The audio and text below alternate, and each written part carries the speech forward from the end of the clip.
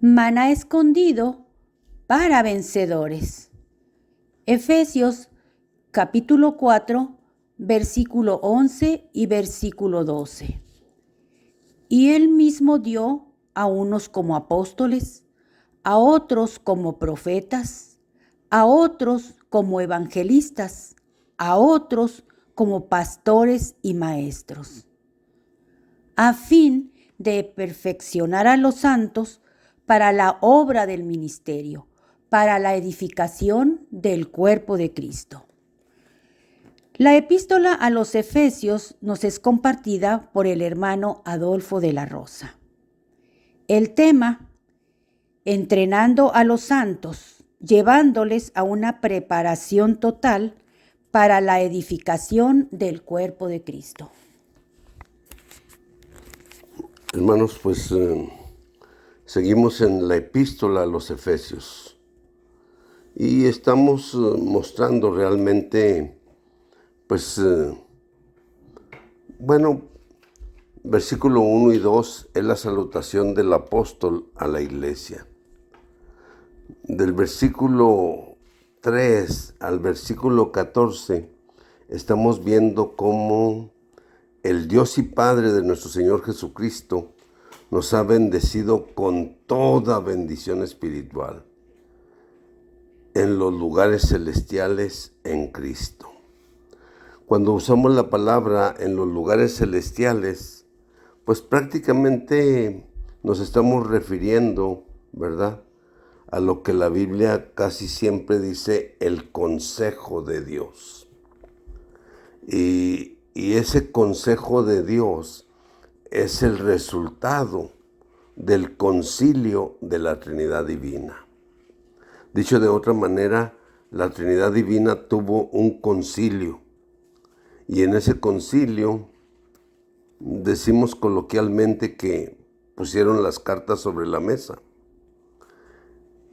Y luego entonces, resultó realmente un consejo, es decir, una decisión, una determinación fue tomada. Y eso es lo que llamamos el consejo de Dios. Entonces, esta palabra que nos bendijo en los lugares celestiales, prácticamente, pues haga de cuenta que es equiparable a la palabra consejo, o sea, a lo que surge de ahí del concilio de la Trinidad Divina. ¿Por qué razón? Déjenme le leo, vamos a decir, viendo Hechos 2:23. Dice, a este, es decir, a Jesús, entregado por el determinado consejo, escuche la palabra consejo, y anticipado conocimiento de Dios, matasteis clavándole en una cruz por manos de inicuos. Entonces, esto quiere decir que realmente de igual forma, decimos que la muerte de Jesús no es una muerte nomás, pensando en la política romana o pensando en la religión judía. No.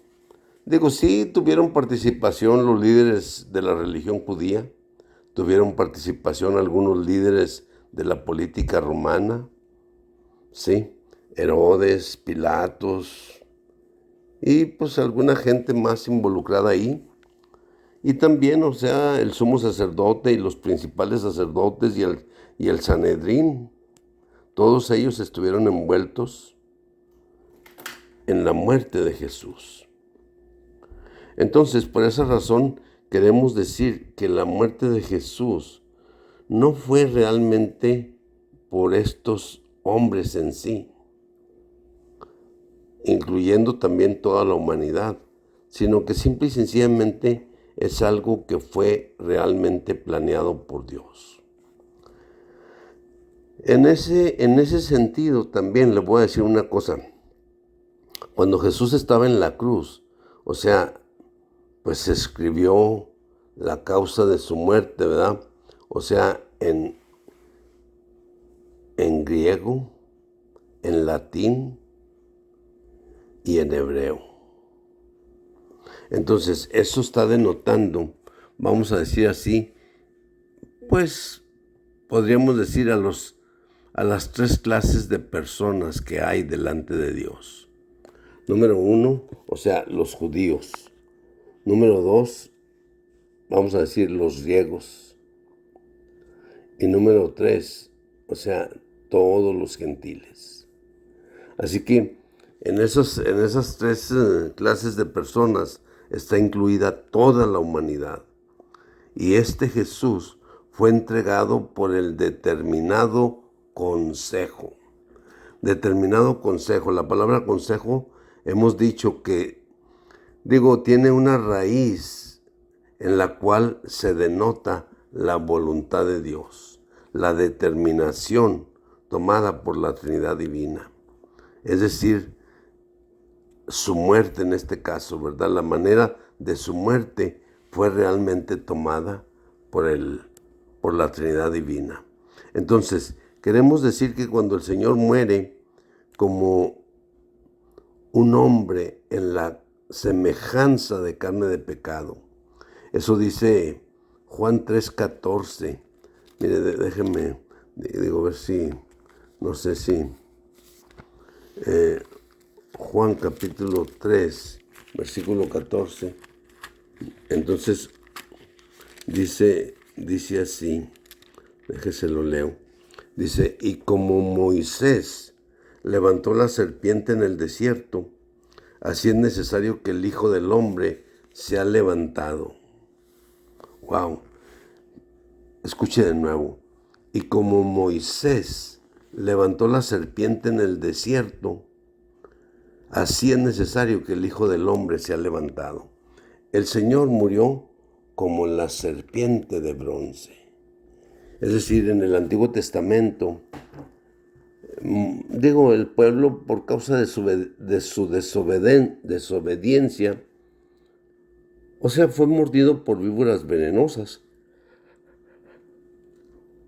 Y cuando fue mordido por víboras venenosas, o sea, murieron, no estoy muy seguro, pero parece que fueron como 30,000. O sea, ahí en Deuteronomio 21 se me hace. Entonces el pueblo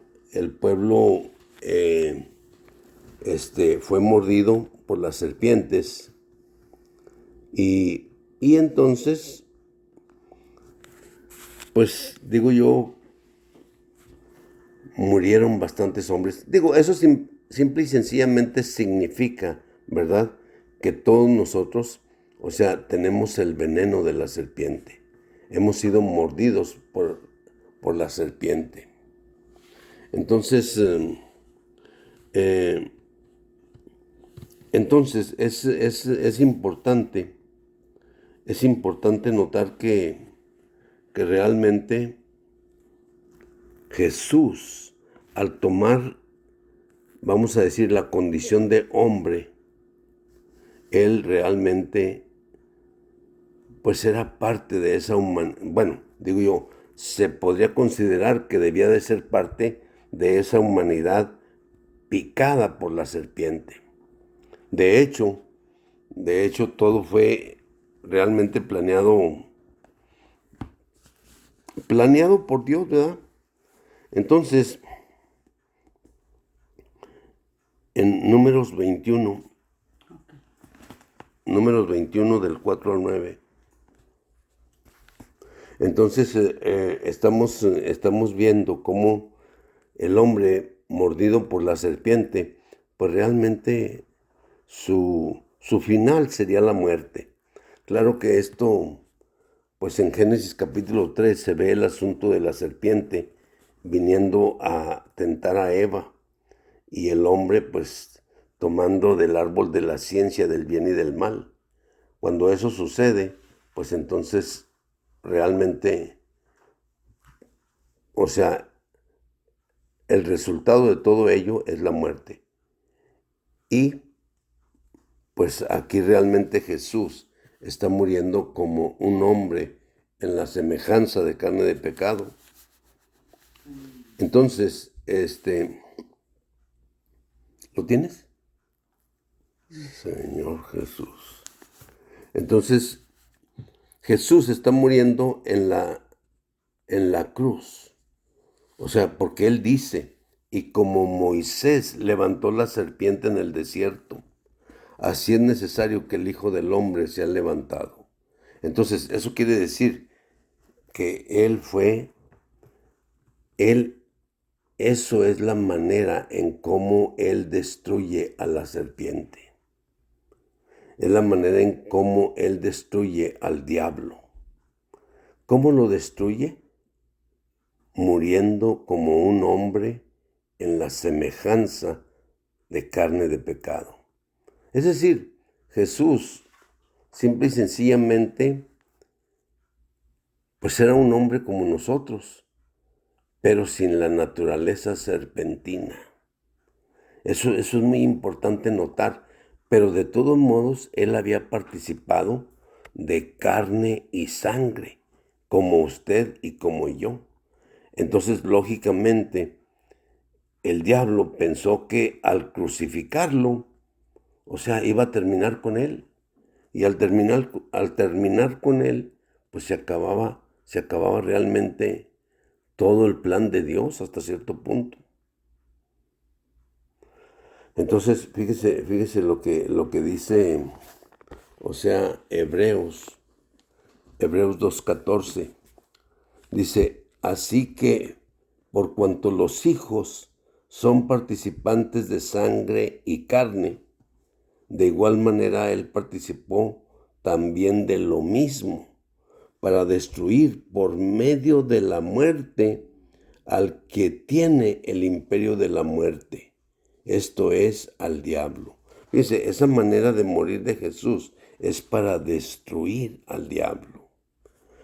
En otro pasaje, en Primera de Corintios, ¿sí? En capítulo 2, en el versículo, pues podríamos decir en el versículo 7, si usted quiere, ¿verdad? De ahí podríamos partir. Fíjese, dice Primera de Corintios 2:7, dice, mas hablamos sabiduría de Dios en misterio, la sabiduría que estaba oculta, la cual Dios predestinó antes de los siglos para nuestra gloria.